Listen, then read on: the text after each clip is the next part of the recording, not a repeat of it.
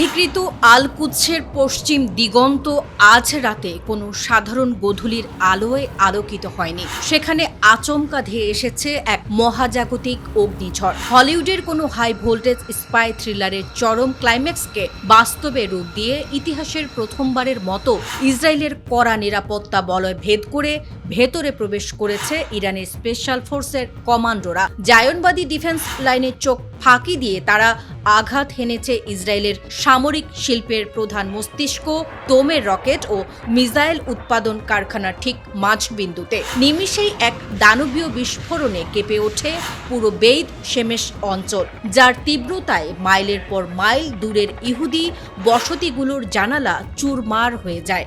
বিস্ফোরণের পরপরই বেত শেমেশের আকাশ গ্রাস করে নেয় এক বিশালাকার এবং ভয়ঙ্কর মাশরুম ক্লাউড, যা সাধারণত পারমাণবিক বা বড় কোনো অস্ত্রাগার ধ্বংসের পরেই কেবল দেখা যায়। এই তোমের কোম্পানিটি হলো আইডিএফ এর সমস্ত ঘাতক মিসাইল এবং ইন্টারসেপ্টর রকেটের চালিকা ইঞ্জিন তৈরির একমাত্র উৎস। সোশ্যাল মিডিয়ায় ছড়িয়ে পড়া হাড়হিম করা ভিডিও ফুটেজ দেখে সামরিক বিশ্লেষকেরা নিশ্চিত হয়েছেন এটি কোনো দুর্ঘটনা নয়, বরং এক নিখুঁত এবং সুপরিকল্পিত ধ্বংসলীলা। ঘটনার পর দীর্ঘ সময় ধরে ইসরায়েলি পুলিশ ও আইডিএফ সম্পূর্ণ বোবা হয়ে গিয়েছিল।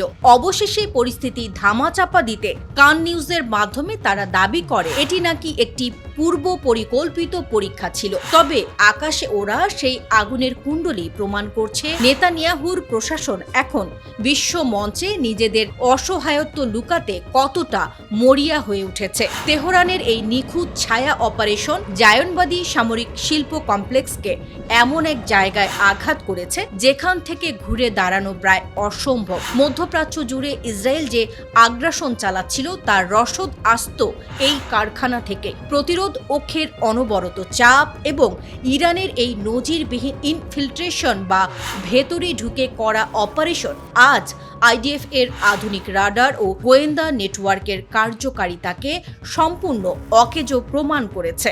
যে ইন্টারসেপ্টর দিয়ে ইসরায়েল আকাশ সুরক্ষার দম্ভ করত, সেই ইন্টারসেপ্টর তৈরির কারখানায় এখন স্রেফ এক টুকরো পোড়া কয়লা। তেল আবিবের নীতি নির্ধারকেরা এখন চরম আতঙ্কে দিন কাটাচ্ছেন, কারণ তারা বুঝতে পেরেছেন যুদ্ধ এখন আর কেবল সীমান্তে সীমাবদ্ধ নেই। ইরানের অদৃশ্য যোদ্ধারা এখন খোদ তাদের বেডরুমের দরজায় এসে দাঁড়িয়েছে।